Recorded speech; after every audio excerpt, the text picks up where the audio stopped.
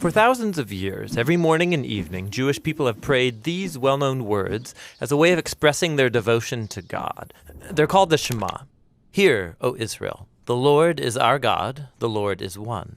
And as for you, you shall love the Lord your God with all of your heart, with all of your soul, and with all of your strength. We're going to look at the second key word here. Lord, written in all capital letters. This is the personal name of Israel's God. We first learn the meaning of this name in the story of Moses and the burning bush in the book of Exodus chapter 3. God appears to Moses and he commissions him to liberate the Israelites from slavery. And so Moses wonders, what if people ask the name of the God who has sent me? And so God responds, tell them, Ehyeh has sent me to you.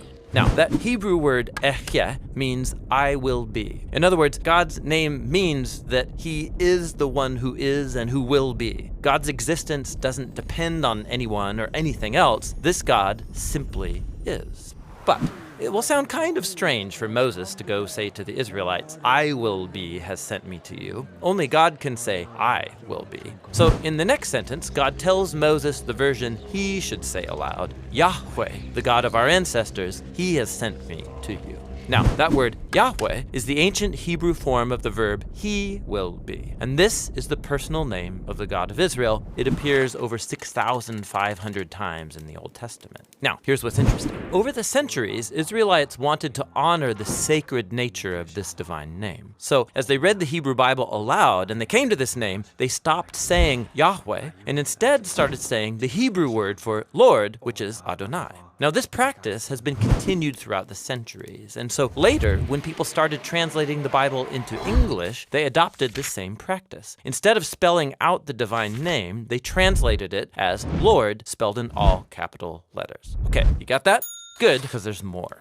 Ancient Jewish scribes wanted to prevent anyone from even accidentally saying this name aloud when you read the Hebrew Bible. And so they came up with a visual device to remind you to make sure you say Adonai. They took the 4 consonant letters of the divine name. These letters correspond to our English letters, YHWH. Then they inserted the 3 vowels from the word Adonai and combined these together to create an artificial hybrid word, which if you pronounced it, it would say Yahuwah, but no Israelite ever said Yahuwah. It's simply a visual reminder to say the word Adonai. Now, it gets more interesting. Much later, Christian scribes came along who didn't know that Yahuwah was an artificial word, and so they began to say it aloud and spell it in their writings. This is the word that eventually entered into English as Jehovah. It's a word many people still use today.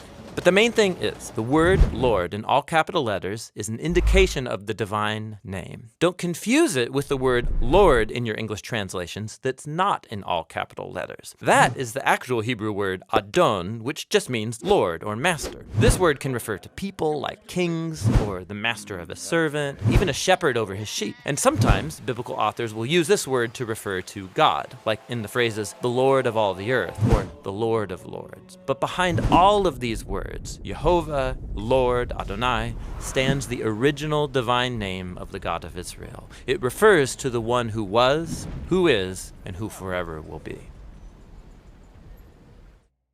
Thanks for watching this word study video. It was the second in a 6-part series on the Shema, and we have a lot more videos on our website, thebibleproject.com. The Bible Project is a nonprofit. It's a crowd-funded endeavor. You can actually help us make all of the future videos. You can find out more and free resources at thebibleproject.com.